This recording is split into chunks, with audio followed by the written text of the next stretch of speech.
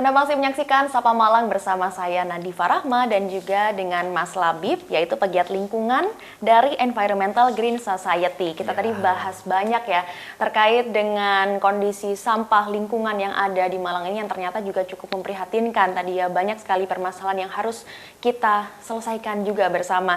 Nah, Mas Labib, memang kita juga pernah meliput langsung begitu ya bahwa ada juga warga ini sampai membuat posko. Jadi nanti kalau misalnya ada warga yang ketahuan membuang sampah sembarangan nanti akan ditegur langsung begitu. Nah, teguran ini itu apakah menurut Mas Labib efektif untuk meningkatkan kesadaran masyarakat terkait dengan sampah dan lingkungan? Oke.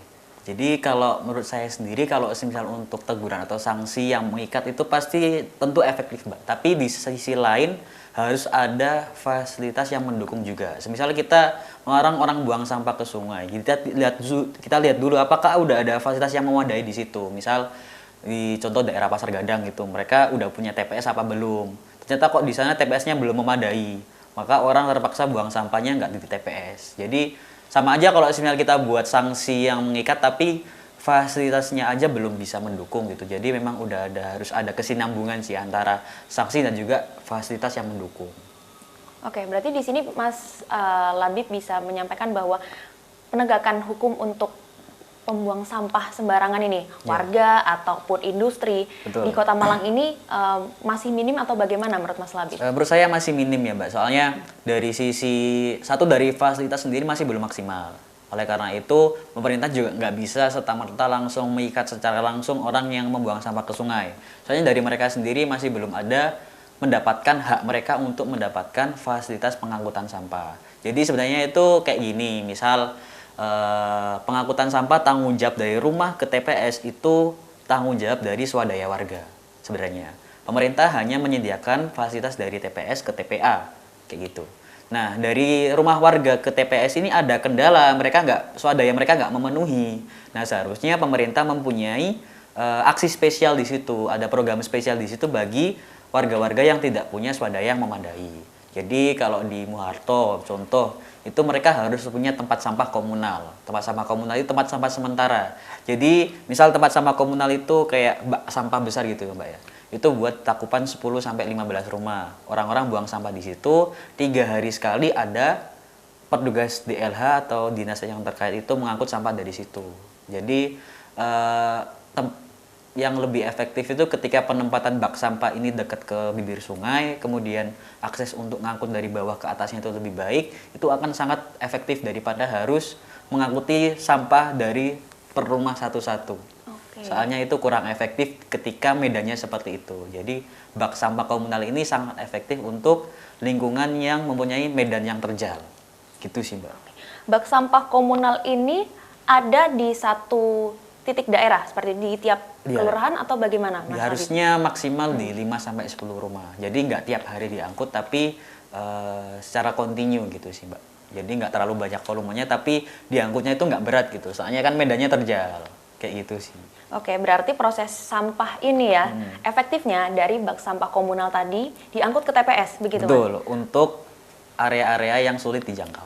Oke, itu dari swadaya masyarakat sendiri begitu ya, dari bak sampah komunal? Harusnya kalau misalnya memang swadaya masyarakat tidak memenuhi atau tidak mampu untuk mengatasi itu, harusnya dari dinas terkait juga sudah bisa memberikan fasilitas kayak gitu sih, Mbak. Soalnya memang dari peraturan sendiri bukan tanggung jawab pemerintah soal itu, tapi harusnya ada perhatian khusus lah intinya untuk area-area yang swadaya masyarakat sendiri itu tidak memenuhi.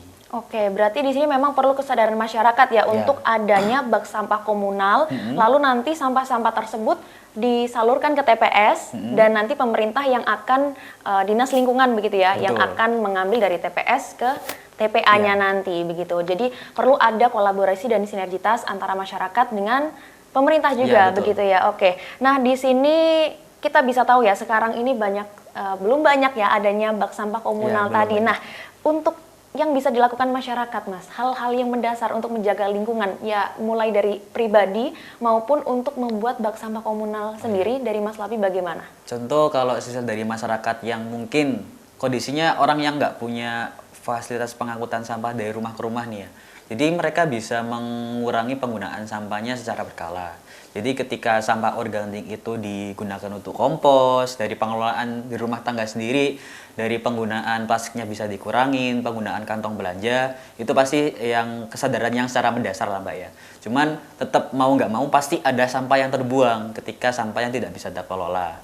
Nah itu ketika dia tidak punya pengangkutan sampah yang baik, bisa kok mengajukan. Kemarin kita udah punya pembekalan di daerah Polean, di dekat Taman Air Polan itu kita udah pernah edukasi di situ, Pak, bisa kok dari ketua RT atau ketua RS tempat itu mengajukan bantuan untuk bak sampah komunal. Karena sebelumnya udah ada orang yang ngangkut di situ, tapi ada kendala dari sisi sumber daya manusianya yang nggak mumpuni. Jadi mereka sebenarnya bisa mengajukan untuk perhatian khusus kepada pengelolaan sampah di daerah situ.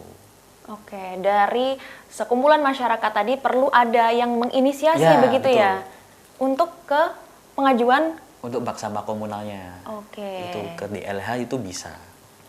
Atau ketika swadayanya masyarakat tidak mumpuni, bisa mengajukan ke DLH.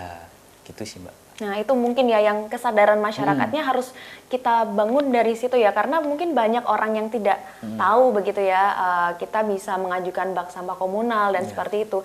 Sosialisasi apa saja yang mungkin sudah dilakukan oleh Mas Labib terkait dengan kesadaran lingkungan ini, Mas? Kalau di situ sih kita lebih fokus ke pengangkutan atau pengelolaan sampah yang baik sih. Kalau di situ udah ada bantuan untuk tong sampah yang 3 itu Mbak, anorganik, organik sama residu.